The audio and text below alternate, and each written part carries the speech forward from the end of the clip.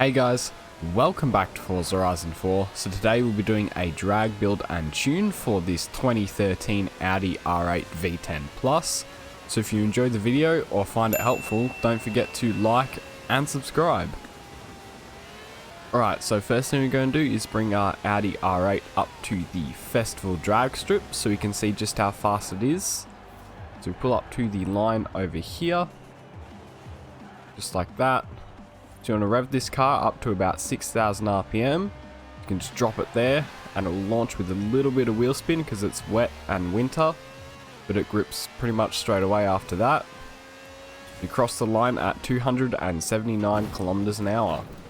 So now we're going to put the Audi R8 V10 Plus into the festival drag strip race so we can see how fast it is against other cars as well as get a time by the end. So launching here with it not being wet, it has no wheel spin at all. We're up into 4th and crossing the line, and we got a time of 8.4 seconds. Right, so now that we've seen just how fast this car is, we'll now take it into the festival and I'll show you how to upgrade and tune it. So if we come into the upgrade menu here, we want to come down to the conversions tab at the end and into engine swap, and here we're going to put in the racing V12. So come back out of engine swaps. We're already all-wheel drive, so you don't need to do a drivetrain swap, but we do need to do aspiration and put in the twin turbos. You can come back out of aspiration now and out of conversions.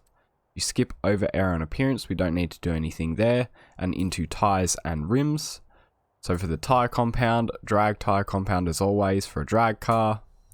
Then if you come back out of there and into the tyre widths, you want as wide as possible in the front as well as the rear. So you come back out of the tyre widths, and then if you come into rim style, you can apply certain rims that save 13 kilos. There's quite a few to pick from.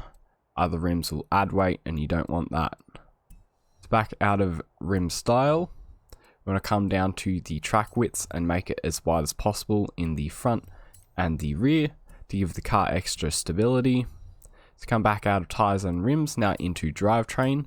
So here just max everything out. So race clutch, race transmission, race driveline, and the race diff. It's back out of drivetrain. Now we want to come into platform and handling.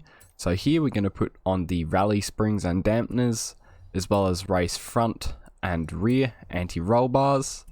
And then you come down into weight reduction, you want to do a full race weight reduction there.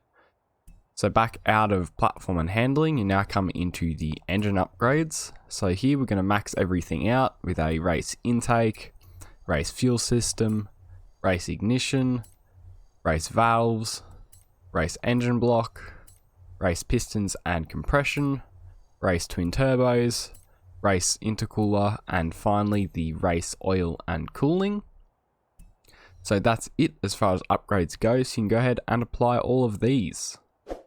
So now that you've upgraded your car, you can come down to the tuning menu here. So first I'll show you the metric tune and then I'll show you the differences for the Imperial Tune.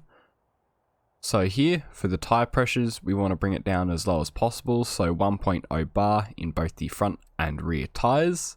Then if you come over to gearing, the final drive you want to set to 4.25. And next, if you come over to alignment, you want to set these camber angles back to 0 degrees.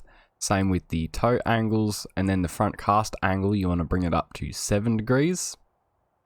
So then next, if you come over to springs, we want to set these front ones up to 35.0, and then the rear, we're going to set these to 70.0. Don't need to touch the ride heights, we can leave them stock. The next, if you come over to dampening, we want to set the front rebound stiffness to 4.4 and then the rear to 1.9. Then the bump stiffness, we want to set this to 3.9 and the rear bump stiffness to 1.6. So then finally, if you come down to the differential tab at the end, you want to set your front acceleration up to 100%. Then if you come down to the rear acceleration, you also want this at 100%. And then finally is the center balance, you want this at 74%. So that's it as far as the metric tune goes. Now I'll show you the difference for the Imperial Tune. So differences as far as the Imperial Tune goes is you'll want 15 PSI in both the front and rear tyres. Then if you come over to the springs, for the front springs you want 196.2, and then in the rear you want 392.0. And you can leave the ride heights as is, as we didn't change those in the metric tune. And then that's it as far as differences go, so you can go ahead and apply all of these. Alright guys, so this has been a drag build and tune for the 2013 Audi R8 V10 Plus. If you enjoyed the video or found it helpful, don't forget to like and subscribe.